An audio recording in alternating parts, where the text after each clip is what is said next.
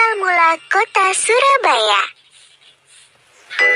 Dahulu kala, di sebelah utara Jawa Timur, hiduplah seekor buaya raksasa yang ganas dan menyeramkan.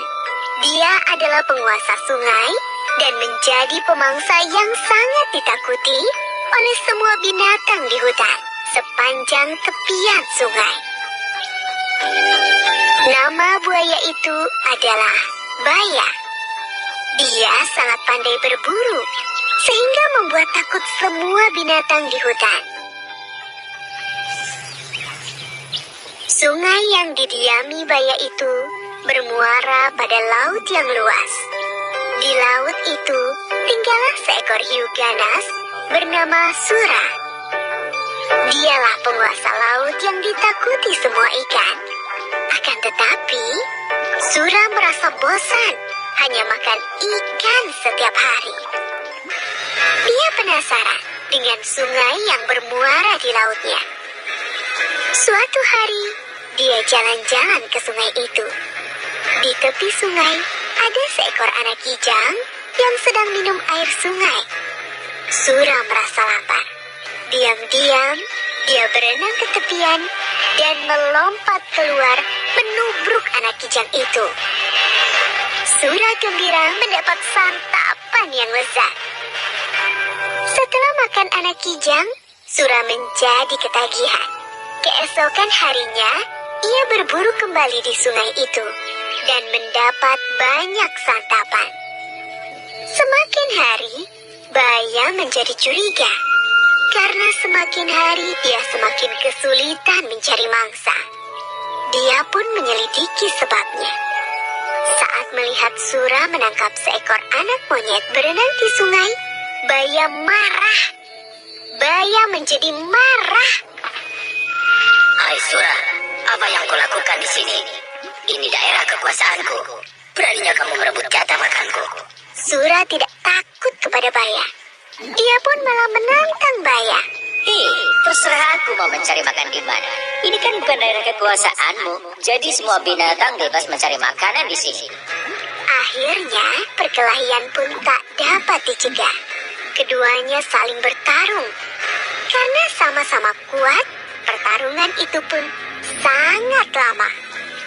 Berhari-hari lamanya, semua binatang di hutan terganggu dengan perkelahian itu. Mereka tidak bisa tidur dan tak tenang. Akhirnya, kedua binatang buas itu pun kelelahan. Tak ada yang menang dan tak ada yang kalah. Sebab keduanya sama-sama kuat. Sura, sebaiknya kita sudahi saja perkelahian ini. Aku sudah lelah. Aku juga, Baya. Baiklah, kita sudahi saja pertempuran ini. Sura, mulai sekarang kita batasi saja daerah perburuan kita. Muara itu adalah batasnya.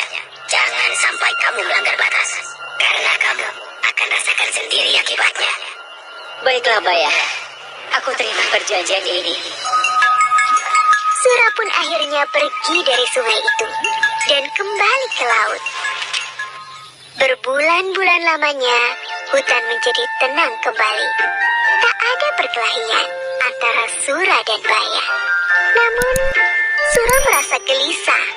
Dia rindu makan daging kijang seperti dulu. Ikan-ikan yang melimpah di laut tak bisa menyembuhkan rasa laparnya. Dia tak mampu menahannya. Diam-diam, dia berenang di muara. Kalau aku mencari mangsa di muara, pasti Baya tidak akan tahu. Dia akan tinggal di dalam sana. Namun sayangnya, tak ada mangsa yang mendekat ke muara. Sura bosan menunggu. Akhirnya, dia berenang masuk ke dalam hutan. Sura senang kembali ke hutan lagi. Kali ini dia harus berhati-hati supaya tidak kepergok oleh Baya. Aku akan menangkap mangsa dan segera ku bawa ke laut agar Baya tidak sempat melihatku. Rencana itu berhasil. Berbulan-bulan lamanya, Sura berburu di sungai tanpa ketahuan. Lama-lama, Baya menjadi curiga. Sebab Lagi-lagi mangsanya berkurang. Meski dia tak melihat Sura di sungai ini, tapi dia yakin ini adalah ulah Sura. Pasti ini ulah si Sura. Awas kau, Sura. Kemudian Baya menyiapkan rencana. Baya sengaja menangkap seekor kijang. Dia melukai kaki kijang itu agar tak bisa lari. Kijang itu diletakkan di pinggir sungai, lalu Baya bersembunyi. Sura yang berenang di sungai melihat kijang yang terluka itu. Hatinya gembira, sebab kijang itu gemuk. Wah, beruntungnya aku hari ini. Aku mendapat makanan gemuk. Ketika dia hendak membawa kijang itu ke laut, tapi tiba-tiba Baya datang menghadangnya. Hei, kamu ini memang bandar dan tak tahu malu, Sura. Serakah sekali kamu. Bayangkan, ikan-ikan di lautmu melimpah. Tapi kamu malah berburu di tempatku. Hei Baya, kalau kau mau, kau bisa saja berburu ikan di laut. Aku tidak melarangmu. Mana doyan aku dengan ikan. Apalagi aku tak tahan dengan air laut. Ya sudah kalau kau tidak mau. Yang penting aku sudah menawarkan kepadamu. Sura dengan enteng menjawab lalu bersiap menyeret kijang itu ke laut. Baya semakin marah lalu menyerang Sura. Mau kamu bawa kemana kijang itu? Ya ke laut lah. Akan aku makan di sana. Bawa ke sini kijangnya. Tadi aku yang menangkapnya untuk menjebakmu. Enak saja. Salah sendiri kalau tidak makan kijangnya. Kamu lupa dengan perjanjian kita. Sungai ini adalah daerah kekuasaanku. Di mana ada air, di situ ada aku. Perjanjian kita itu konyol sekali. Ya sudah, kalau begitu perjanjian kita batal. Sekarang, siapa yang kuat berhak atas daerah ini? Akhirnya Baya menyerang Sura. Perkelahian tak bisa dicegah. Kali ini lebih seru. Tak ada yang berani mendekat daerah perkelahian itu.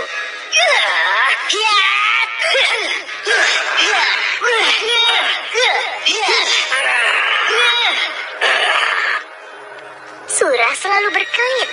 Baya menjadi jengkel. Saat Sura lengah, Baya berhasil menggigit ekornya.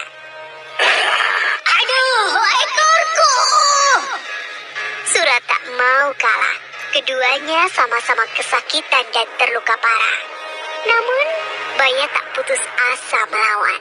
Dia terus menggigit sampai ekor Sura putus. Sura sangat kesakitan. Dia pun lari meninggalkan Baya menuju laut. Sejak saat itu, Sura tak berani mendekati sungai.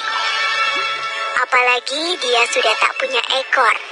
Dia tak bisa berenang sesigap dulu. Sakit sekali, aduh! Untuk mengenang perkelahian yang dahsyat itu, maka daerah tempat kedua hewan itu berkelahi disebut Surabaya.